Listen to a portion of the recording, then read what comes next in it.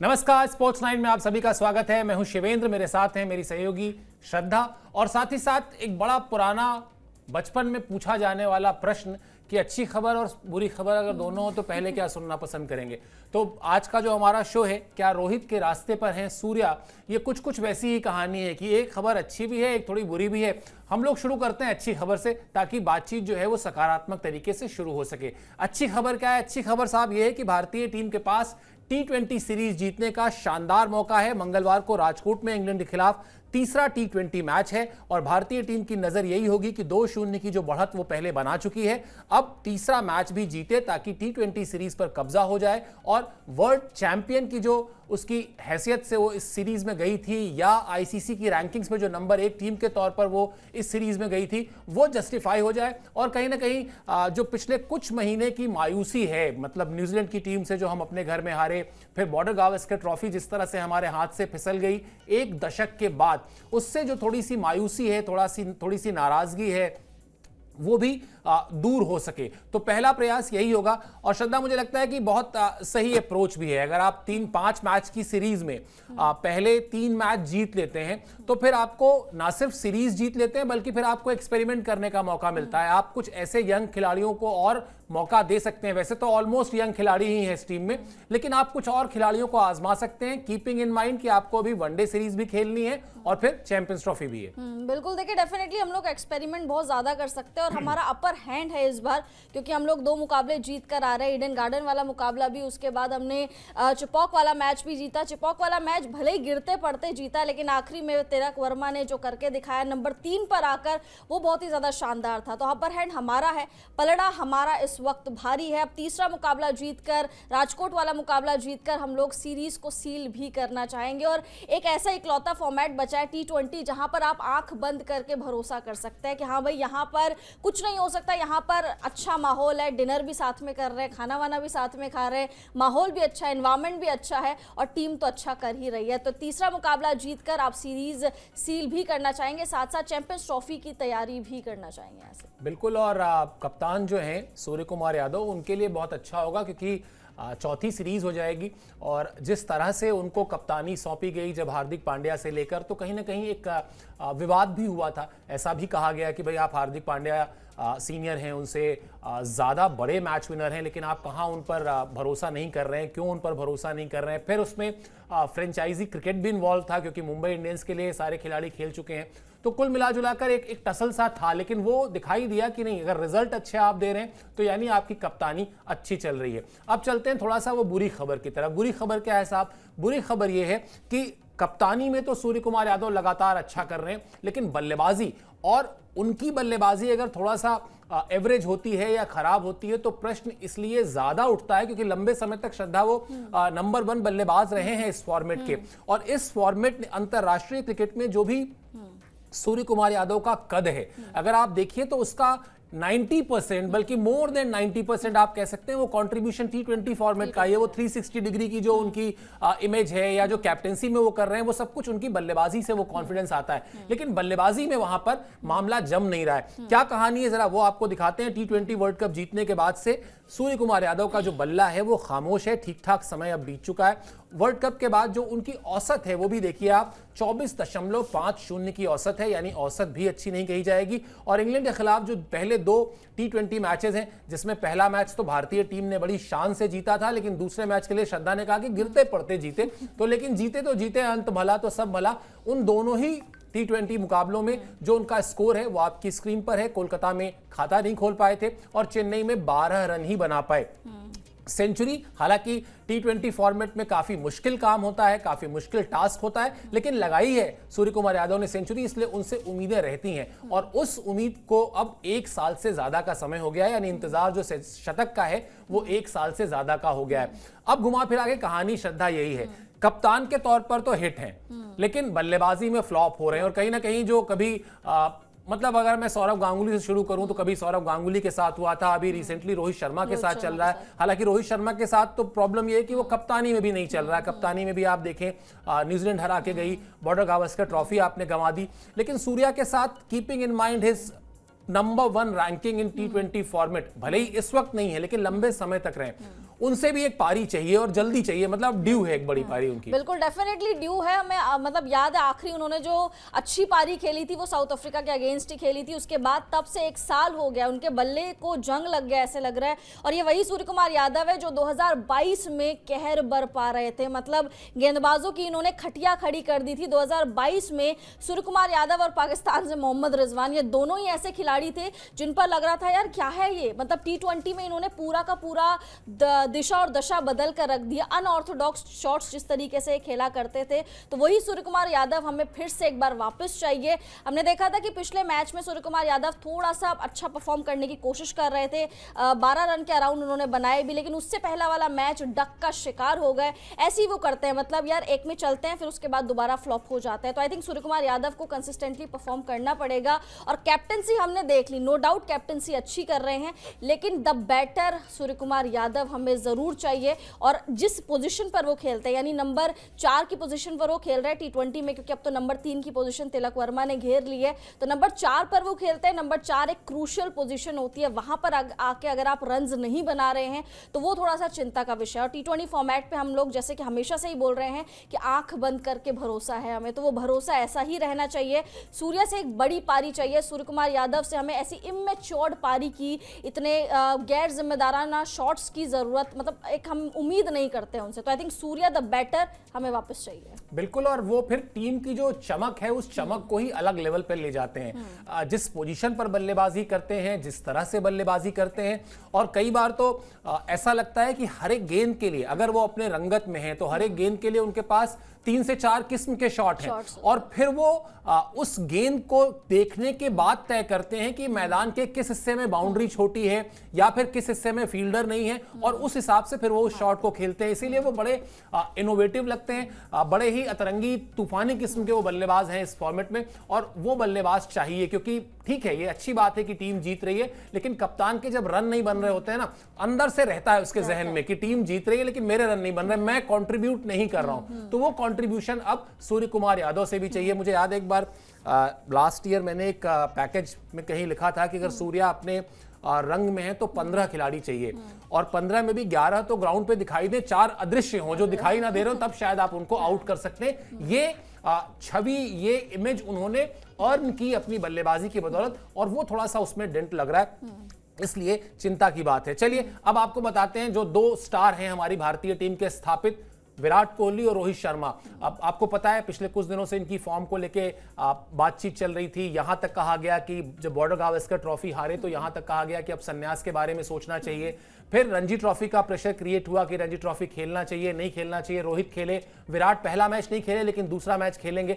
इन सब चीजों को लेकर जो अपडेट है वो भी आपको देते हैं। तो सबसे पहली जानकारी तो विराट कोहली को ही लेकर दे देते हैं कि 30 जनवरी से जो मैच है उसमें विराट कोहली आपको नजर आएंगे रणजी ट्रॉफी में। करीब करीब 12-13 साल बाद जो है आपको विराट कोहली जैसा स्टार खिलाड़ी रणजी ट्रॉफी में आएगा। और बड़ी अच्छी बात इसलिए भी है क्योंकि रणजी ट्रॉफी भारत का ना सिर्फ सबसे प्रतिष्ठित टूर्नामेंट है बल्कि उससे कहीं ना कहीं एक क्रेज जो क्रिकेट फैंस हैं उनके जहन में भी डोमेस्टिक क्रिकेट को लेकर बनता है। एक बड़ी खबर यह भी हो गई कि संजय बांगर जो बैटिंग कोच रहे हैं भारतीय टीम के, उनके साथ विराट कोहली ने थोड़ी सी मेहनत की है, अलग से जाकर प्रैक्टिस की है। निश्चित तौर पर यह समझने की कोशिश की होगी कि जो बार बार ऑफ स्टंप के बाहर वो जाकर आउट हो रहे हैं, कहां पर कॉन्सेंट्रेशन में प्रॉब्लम हो रही है, कहीं कोई तकनीक में दिक्कत आ रही है। क्योंकि एक बात ये श्रद्धा लगातार उस वक्त हो रही थी कि ऑफ स्टंप के बाहर जाकर बार बार वो एक गलती इसलिए भी कर रहे हैं क्योंकि वो फ्रंट फुट पे बहुत जल्दी कमिट कर देते हैं अपने आप को, और फिर वो बैक फुट पे जा ही नहीं पाते और बल्ला अपना अड़ा देते हैं। हालांकि विराट जितने बड़े बल्लेबाज हैं और जो उन्होंने अर्जित किया है उसमें इस तरह की छोटे मोटे एडजस्टमेंट मुझे नहीं लगता कोई मुश्किल होनी चाहिए। और संजय बांगर के पास गए हैं, संजय बांगर लंबे समय तक उनके साथ रहे हैं और संजय बांगर घरेलू क्रिकेट का बड़ा नाम है। बड़ा नाम है, बिल्कुल। हमने तस्वीरें भी देखी थी, बहुत सारी वीडियोस भी देखी थी जिसमें संजय बांगर उनको गाइड करते हुए नजर आ रहे हैं। हालांकि विराट कोहली का जो स्तर है अब भारतीय क्रिकेट टीम में या फिर वर्ल्ड क्रिकेट में, आई डोंट थिंक सो कोई भी उनको उस तरीके से सिखा सकता है, लेकिन फिर भी एक अच्छा फैसला कि विराट कोहली रणजी मैच खेलने के लिए आएंगे। DDCA के जो चेयरमैन हैं, जो डायरेक्टर है, माफ कीजिए, श्याम शर्मा, उनका कल एक स्टेटमेंट में देख रही थी मैं कि विराट कोहली अगर दोबारा से रणजी ट्रॉफी खेलने आएंगे तो एक अच्छी चीज़ होगी, एक युवा खिलाड़ियों के लिए भी एक अच्छी बात होगी कि वो भी उनको एक मोटिवेशन देगा कि आप कितने भी बड़े स्तर पे चले जाए, कितने भी बड़े लेवल पे चले जाए, लेकिन आखिर में आपको यहीं आना है। फॉर्म तलाशने के लिए आपको यहीं आना पड़ेगा, डोमेस्टिक क्रिकेट खेलना ही पड़ेगा। जब महान सचिन तेंदुलकर ने खेल लिया था तो विराट कोहली क्या बात है। तो विराट कोहली भी खेलने आ रहे हैं। 30 तारीख को विराट कोहली आपको खेलते हुए नजर आएंगे। ये मुकाबला रेलवे के खिलाफ ये मुकाबला होगा। उससे पहले 28 या 29 तारीख को most probably Virat Kohli practice करते हुए भी आपको कोटला में यानी अरुण जेटली स्टेडियम में नजर आएंगे। तो एक बहुत ही क्रेज है। साथ साथ 10,000 टिकट्स जो है फ्री कर दी गई हैं, यानी पहले आओ पहले पाओ वाला वहां पे केस होने वाला है। तो आई थिंक बहुत ज्यादा क्रेज है विराट कोहली का। रणजी में आप एक बार फिर से उनको देखेंगे। लगभग 10 साल बाद विराट कोहली की वापसी हो रही है। तो एक युवा खिलाड़ियों को भी काफी ज्यादा मोटिवेशन मिलेगा कि कहीं पे भी आप चले जाओ, आखिरी में आपको आना यही है। फॉर्म तलाशने के लिए आपको घरेलू क्रिकेट खेलना पड़ेगा। बिल्कुल, और मुझे लगता है इमोशनल मोमेंट भी होता होगा, क्योंकि मैं क्रिकेट ग्राउंड से तो नहीं रिलेट कर पाता हूं, लेकिन मैं जब अपने होम टाउन जाता हूं इलाहाबाद और अपने स्कूल के आसपास से गुजर रहा होता हूं जहां मैंने अपनी 10th तक की पढ़ाई की है, और बड़ा ग्राउंड था उस स्कूल का हमारे, तो उस ग्राउंड को देखकर उस स्कूल को, जबकि कितने वर्ष हो गए, मतलब आप 10th पास किए, मुझे 25-30 साल हो गए करीब करीब, लेकिन वहां से निकलते वक्त वो स्कूल के एक क्लास याद आती है, तमाम मेमोरीज याद आती हैं। तो विराट कोहली तो बीइंग दिल्ली का लड़का, फिर दिल्ली का लड़का, फिरोज शाह कोटला कनेक्शन, फिर वहां से गौतम गंभीर, वीरेंद्र सहवाग जैसे खिलाड़ियों का उस के साथ खेलना, मतलब बहुत कुछ ऐसा है जो विराट कोहली को बहुत नॉस्टैल्जिक तरीके का है, बहुत ही इमोशनल तरीके का है। और यही वजह भी है कि जो टिकटें फ्री की गई हैं कि भाई आइए आप अपने स्टार को देखिए अपने होम ग्राउंड पर खेलते हुए जहां पर वो खेलेंगे। लेकिन रोहित शर्मा अब नहीं खेलेंगे, ये क्या खबर है ये भी आपको बता देते हैं। रोहित शर्मा सबसे पहले पहुंच गए थे जी प्रैक्टिस करने के लिए मुंबई की टीम के साथ, जब मामला गड़बड़ हुआ था। जम्मू एंड कश्मीर से मुकाबला था, उस मुकाबले में पहली पारी में तो 3 रन पर ही आउट हो गए थे, दूसरी पारी में कुछ रन उन्होंने जोड़े थे। कुछ रन जो उन्होंने जोड़े श्रद्धा, उसको लेकर 2 नैरेटिव सेट किए गए। एक तो नैरेटिव ये था कि भाई एक बार फिर जल्दी आउट हो गए, दूसरा नैरेटिव ये था कि एक बार फिर वो उसी अंदाज में खेलते हुए दिखाई दिए। उन्होंने एक ही ओवर में कई चौके लगाए, कुछ एक अच्छे पुल लगाए। तो वो जो रोहित शर्मा पिछले 1-1.5 साल से लिमिटेड ओवर में कर रहे हैं कि मैं क्रीज पर जाऊंगा और पहले 5, 6, 7 ओवर में इतने रन्स कर दूंगा कि फिर नंबर 3 या नंबर 4 के बल्लेबाज को थोड़ा वक्त मिल जाए अपने आप को एडजस्ट करने के लिए। 17 गेंद पे 40 रन, 16 गेंद पे 45 रन, इस तरह की एक फायरी स्टार्ट देकर मैं आ जाऊंगा। तो जो दूसरी पारी उन्होंने खेली, उसको इस नैरेटिव से भी देखा गया कि शायद वो उसी तरह से कुछ खेल रहे हैं, और कीपिंग इन माइंड कि अब फिर इसके बाद वनडे है और फिर चैंपियंस ट्रॉफी है। लेकिन घुमा फिराकर अगर देखिए, मतलब मैं वो दूसरा रणजी ट्रॉफी मैच नहीं खेलेंगे, वो सारी चीजें अपनी जगह, मैं उसमें जा भी नहीं रहा हूं, लेकिन प्रेशर में तो है रोहित शर्मा, क्योंकि अब उम्र साथ नहीं है उस तरह से, क्योंकि आप लाख कहिए कि मतलब age is just a number, लेकिन वो नंबर आपकी फिटनेस पर दिखता है। नंबर साथ में नहीं है, रन साथ में नहीं है, डोमेस्टिक क्रिकेट में रन साथ में नहीं है। बस अगर कुछ पॉजिटिव है तो पॉजिटिव ये है कि फॉर्मेट ऐसा है जो शायद रोहित शर्मा को बहुत रास आता है, जहां उनकी बड़ी बादशाहत है। नंबर उनसे भी ड्यू है, मतलब उनसे भी आपको एक बड़ी पारी चाहिए कम से कम इस इंग्लैंड सीरीज में और फिर चैंपियंस ट्रॉफी में। बिल्कुल, definitely, but I think sir Rohit Sharma को समझना भी पड़ेगा कि ठीक है, ओडीआई फॉर्मेट में आप थोड़ा सा फायरवर्क्स, आप धूम धड़ाका करके उसके बाद आप चले जाते हैं, अच्छे खासे रन आप बनाए थे, चौके छक्के स्टार्टिंग में लगा देते हैं। बट यहाँ पर मैच था टेस्ट, मतलब फॉर्मेट था यहाँ पे टेस्ट क्रिकेट, यहाँ पर आपको टिकना ही पड़ेगा। और आई थिंक एक लंबी पारी हमको चाहिए थी। टेस्ट क्रिकेट आपके पेशेंस को बहुत ज्यादा टेस्ट करता है, इसीलिए उसका नाम मुझे लग रहा है कि टेस्ट क्रिकेट है। वहां पर आपको खड़े रहना पड़ेगा और अड़े रहना पड़ेगा। वहां पर आप ये नहीं है कि आप 5 बॉल में आप 12 या 20 रन बना दे रहे हैं, वहां पर आपको टिके रहना पड़ेगा, जैसे चेतेश्वर पुजारा टिका करते थे। तो I think format Rohit Sharma को समझना पड़ेगा कि ठीक है, ओडीआईज में आपने वो चीजें कर दी, टी20 में आपने टी20 में आप वो चीज करा करते थे, लेकिन यहाँ पर फॉर्मेट अलग है। यहाँ पर आपसे लोग यही उम्मीद कर रहे थे कि एटलीस्ट आप समय बिताएं, आप क्रीज पर समय बिताएं, और वही रोहित शर्मा नहीं कर पा रहे थे। और वही हमें चाहिए भी था कि आप एटलीस्ट खड़े रहें। ठीक है, ओडीआईज में अलग चीजें होती है, बट आपको टेस्ट क्रिकेट में एटलीस्ट खड़े रहना पड़ेगा। तो आई थिंक रोहित शर्मा की उनके साथ नंबर्स भी नहीं है, जैसे कि अभी सर ने बताया कि उनकी एज उनके लिए काफ़ी ज़्यादा एक बड़ी चीज़ बनी हुई है। आगे अभी चैंपियंस ट्रॉफी है, champions trophy hopefully Rohit Sharma का आखिरी मैच होगा, आखिरी टूर्नामेंट होगा as a captain, ICC tournament होगा। तो देखते हैं कि रोहित शर्मा किस तरीके से परफॉर्म करते हैं। बट अभी एज ऑफ नाउ रोहित ने बहुत ज़्यादा डिसअपॉइंट किया है, खासतौर पर रणजी मैच में। अब विराट कोहली से उम्मीद है कि विराट कोहली क्या कुछ करते हैं। बिल्कुल दिलचस्प हो जाता है कई बार देखना, और बड़ा दोधारी तलवार किस्म का मामला है। एक तरफ तो आपके पास बड़ा अच्छा चांस होता है कि आप अपने डोमेस्टिक ग्राउंड पर जाएं, थोड़े से रन्स कर लें, अपने रन्स के साथ अपने कॉन्फिडेंस को वापस ले आएं। लेकिन अगर रन नहीं बनते तो फिर उल्टा हो जाता है, क्योंकि एक तो आप इंटरनेशनल क्रिकेट में रन करके नहीं आ रहे और फिर डोमेस्टिक क्रिकेट में कम अनुभवी गेंदबाजों के सामने भी आपसे रन नहीं बने, तो वो दो-धारी तलवार किस्म का है ये। लेकिन अब इससे गुजरना ही पड़ता है, यही सारी बातें जो है खिलाड़ी की पहचान है। चलिए, रोहित और विराट को लेकर अब जो समस्या आ रही है, क्या आ रही है, वो यही आ रही है रणजी ट्रॉफी को लेकर जो हमने बात की। लेकिन अब जो उनका अगला रोल है वो है इंग्लैंड के खिलाफ वनडे सीरीज में खेलना और फिर चैंपियंस ट्रॉफी में खेलना। ये जैसा अभी श्रद्धा ने भी कहा कि संभवतः कप्तान के तौर पर उनका आखिरी टूर्नामेंट है। हालांकि हम इस पर क्या ही टिप्पणी करें, खिलाड़ी का अपना फैसला होता है, लेकिन यह तय है कि अब करियर आखिरी स्टेज में है और यहां पर आपको अच्छी खबरें अगर मिल रही हैं तो वो आप उसके लिए आपको मेहनत करनी पड़ेगी। आप 2023 का विश्व कप याद कीजिए, जहां पर लगभग हर मैच में, श्रद्धा अगर आप उठा के देखोगे, कोई मैच ऐसा नहीं था, शायद एक मैच छोड़ के, जहां दोनों आउट हो गए थे जल्दी, रोहित और विराट। वरना अगर आपको एक बड़े टूर्नामेंट में, खासतौर पे आईसीसी का टूर्नामेंट जहां पर आप मल्टीपल टीम्स के साथ खेलते हैं और आपके पास लाख नए प्लेयर्स आ जाएं, लेकिन आज भी फैक्ट ये है कि अगर आपको जीतना है टूर्नामेंट तो आपको विराट कोहली और रोहित शर्मा का चलना बहुत जरूरी है, क्योंकि ये शायद 1 और 1 2 नहीं बनते हैं, ये 1 और 1 11 बन जाते हैं। और जिस मैच में ये दोनों चले हैं, आपके लिए जीत की गारंटी है। तो अभी इंग्लैंड के खिलाफ सीरीज और उसके बाद चैंपियंस ट्रॉफी, बहुत सारा प्रेशर इन दोनों बल्लेबाजों पर है। रन्स करें तभी इंडिया के लिए अच्छा होगा। बिल्कुल, और 1 और 1 जैसे कि आपने बोला, 1 और 1 11 बन जाते हैं और डेफिनेटली ऐसा ही होता है, क्योंकि हमने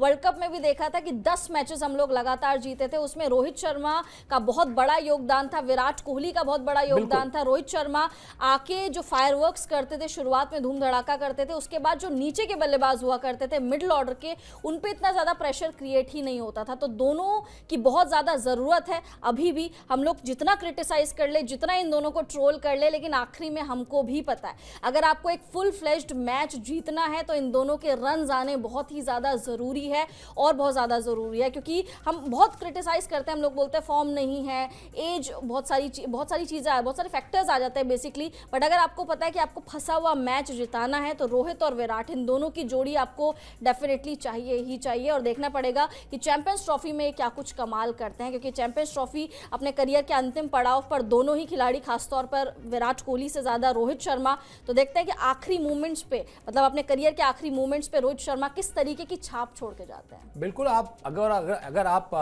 मतलब 2023 वर्ल्ड कप से निकलकर अगर 2024 T20 वर्ल्ड कप के फाइनल को भी याद करें और उससे पहले के पूरे घटनाक्रम को याद करें, भारतीय टीम 2023 वर्ल्ड कप के फाइनल में हारती है। उसके बाद रोहित शर्मा कहते हैं कि राहुल द्रविड़ से कहते हैं कि आप रुक जाइए, ठीक है, हम सेम सेट ऑफ प्लेयर्स के साथ जाएंगे। चाहे उसमें T20 वर्ल्ड कप में बीसीसीआई उनसे कहती है आप कप्तानी करिए, लगभग सेम सेट ऑफ प्लेयर्स के साथ आप जाते हैं। और फिर वो फाइनल कौन भूलेगा जहां विराट कोहली अपने करियर की सबसे सुस्त हाफ सेंचुरी लगाते हैं। और क्या विराट कोहली को उस वक्त नहीं समझ में आ रहा होगा कि अगर भारतीय टीम हार गई तो मैं कितना बड़ा विलन बनने वाला हूं। लेकिन यही भरोसा होता है जो आप लाख कह लें कि विराट कोहली रोहित शर्मा में अनबन है, वो अगर कोई अनबन है भी अगर, तो वो मैदान के बाहर है। मैदान के भीतर दोनों एक दूसरे पर भरोसा करते हैं और यही वजह है कि आप देखिए किस तरह से उन्होंने पारी को बिल्ड किया, कैसे पूरे टूर्नामेंट में रन नहीं बन रहे थे उनसे, लेकिन फाइनल में उन्होंने रन बनाया। और फिर उसके बाद सूर्य कुमार यादव का वो कैच, फिर वो 18वां 19वां और 20वां ओवर और अल्टीमेटली भारत चैंपियन बना। तो चैंपियन बनने के लिए इन दोनों खिलाड़ियों का जो खेल है, इनकी जो काबिलियत है, इनकी जो गेम अवेयरनेस है, इनका जो एक्सपीरियंस है, वो सब मिलकर बहुत ताकतवर एक कॉम्बो बन जाता है। वो ताकतवर कॉम्बो जरूरी है भारतीय टीम के लिए, और खासतौर पर इसलिए भी क्योंकि बॉलिंग आपकी वीक होने वाली है। जसप्रीत बुमराह को लेकर जो खबर है वो अच्छी खबर नहीं है। आपको पहले वो खबर दिखा देते हैं, फिर उस पर भी बात कर लेंगे।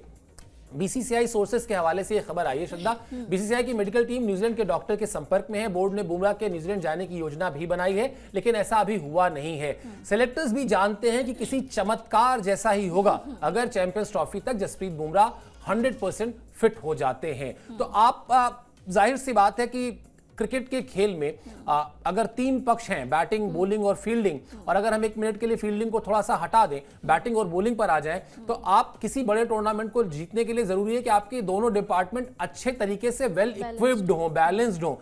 बुमराह के ना रहने पे वो बैलेंस तो बिगड़ता है। और दूसरा, शमी का अभी तक कुछ स्टेटस पता नहीं है, तो इसलिए शायद ये जो सोर्सेस के हवाले से ही खबर है। और जो लास्ट लाइन है वो मुझे बहुत घबराहट किसी भी क्रिकेट फैंस को देगी कि अगर सेलेक्टर्स ही माने बैठे कि चमत्कार होगा, तो बस हम लोग यही कह सकते हैं कि चमत्कार हो ही जाए तो अच्छा है, वरना भारतीय टीम बॉलिंग डिपार्टमेंट में तो यहीं से थोड़ा सा बैकफुट पे नजर आएगी। बैकफुट पे बिल्कुल, और डेफिनेटली डराने वाला स्टेटमेंट ही है, क्योंकि हम लोग होली और सोली दोनों तरह के तरीके से जसप्रीत बुमराह पे डिपेंड है, एटलीस्ट चैंपियंस ट्रॉफी के लिए। क्योंकि जब भी कोई बड़ा आईसीसी टूर्नामेंट आता है हम लोग सबके सब एक ही तरफ देखते हैं, वो है जसप्रीत बुमराह की तरफ। और जैसे कि अभी सर ने बताया कि मोहम्मद शमी को लेकर कोई भी एज सच अपडेट नहीं है। मोहम्मद शमी फिट है नहीं है, अंदर क्या खिचड़ी पक रही है, बीसीसीआई में क्या खिचड़ी पक रही है, किसी को भी नहीं पता। तो आई थिंक मोहम्मद शमी के अलावा हमारे पास एक जसप्रीत बुमराह ही हैं बचे हुए, जो हमें थोड़ा सा कॉन्फिडेंस देते हैं। बल्लेबाज उस तरीके की कॉन्फिडेंस अभी नहीं दे रहे हैं। एक गेंदबाज की अगर हम बात करें, गेंदबाजी में बात करें, तो गेंदबाजी में सिर्फ जसप्रीत बुमराह ही हैं जिन पर आंख बंद करके हम लोग भरोसा कर सकते हैं। उनका भी मामला अभी ऐसे ही चल रहा है, तो थोड़ा सा डराने वाला स्टेटमेंट जरूर है। हालांकि 2 तारीख को स्कैन होना है इनका, अब लेट्स सी अगर स्कैन होता है, स्कैनिंग की क्या रिपोर्ट्स आती हैं। अभी हाल फिलहाल में 2 या 3 दिन पहले बीसीसीआई ने एक और स्टेटमेंट जारी किया था जिसमें उन्होंने कहा था कि हम लोग थोड़े से पॉजिटिव भी हैं। तो बीसीसीआई के स्टेटमेंट बिल्कुल चुटकियों में बदल रहे हैं आजकल, कभी कुछ पॉजिटिव हो जा रहा है, कभी कुछ नेगेटिव हो जा रहा है। तो आई थिंक उम्मीद करोड़ों भारतीय फैंस यही करेंगे कि जसप्रीत बुमराह ठीक हो और मैच फिट हो। ठीक तो हो, मैच फिट हो, गेंदबाजी कर ले, और गेंदबाजी जब वो करे तो उनको ज़्यादा दिक्कत ना हो। क्योंकि हम लोगों ने देखा है कि जो भी तेज़ गेंदबाज होते हैं, जो भी सीमर्स होते हैं, वो जब इंजरी के बावजूद भी गेंदबाजी करते हैं तो वो थोड़ा सा एग्जैजरेट होने के चांसेस रहते हैं कि इंजरी थोड़ा सा और बढ़ जाती है। तो आई थिंक ऐसा नहीं होना चाहिए जसप्रीत बुमराह के साथ, और स्कैनिंग रिपोर्ट्स जो भी होंगी पॉजिटिव आनी चाहिए। बिल्कुल, और भले ही चमत्कार लग रहा हो लेकिन चमत्कार होते हैं, ऐसा तो नहीं कि चमत्कार नहीं होते हैं। तो इस बार भारतीय क्रिकेट फैंस के लिए अच्छी बात होगी, या शायद सबसे अच्छी बात यही हो सकती है कि वो चमत्कार हो और जसप्रीत बुमराह आए और मोहम्मद शमी भी आए। और जिस तरह से हम लगातार ये कहते थे ना कि हमारे पास चैंपियंस ट्रॉफी या आईसीसी ट्रॉफीज थोड़ा सा कम आती हैं,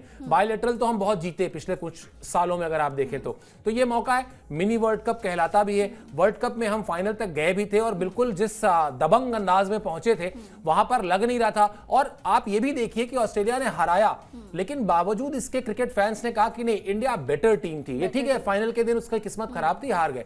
तो उस चीज को जस्टिफाई करने के लिए, उसको दोबारा साबित करने के लिए, और वो जो बार बार मैं जिक्र करता हूं 92 साल के इतिहास में न्यूजीलैंड से जो धब्बा लगा है घर में क्लीन स्वीप का, फिर आप जो 1 दशक बाद बॉर्डर गावस्कर ट्रॉफी गंवाकर आए हैं, इन सब जख्मों पर अगर मरहम लगाना है तो मरहम लगाना जो है वो उसके लिए तरीका एक ही है, टूर्नामेंट जीतिए आईसीसी का, और कहीं ना कहीं भारतीय फैंस के चेहरे पर वो खुशियां वापस आ जाएंगी। लेकिन उसके लिए उस चमत्कार का होना जरूरी है काफी, जिसका हम अभी जिक्र कर रहे थे, यानी जसप्रीत बुमराह का मैच फिट होना। फिट होना एक चीज होती है, और जैसा श्रद्धा ने कहा कि मैच फिट होना वो बहुत जरूरी है, ताकि वो अपने पूरे दमखम के साथ गेंदबाजी कर सकें। चलिए, यही हमारी दुआ भी है, यही हमारी उम्मीद भी है। और अब अगला मैच जो है भारत का जो तीसरा T20 मुकाबला है, उसकी तैयारियां भी शुरू हो गई हैं। उन तैयारियों का जायजा लेकर एक बार फिर हाजिर होंगे, आपसे फिर से जुड़ेंगे अपने अगले शो में। लेकिन उससे पहले जो हमारे वीडियोस हैं, जो शॉर्ट्स हैं, उसको भी आप जरूर देखिए। स्पोर्ट्स 9 को सब्सक्राइब कर लीजिए, और अगर आपका कोई फीडबैक है, कोई राय है, कोई सजेशन है, जरूर दीजिए, हम उसको भी अमल में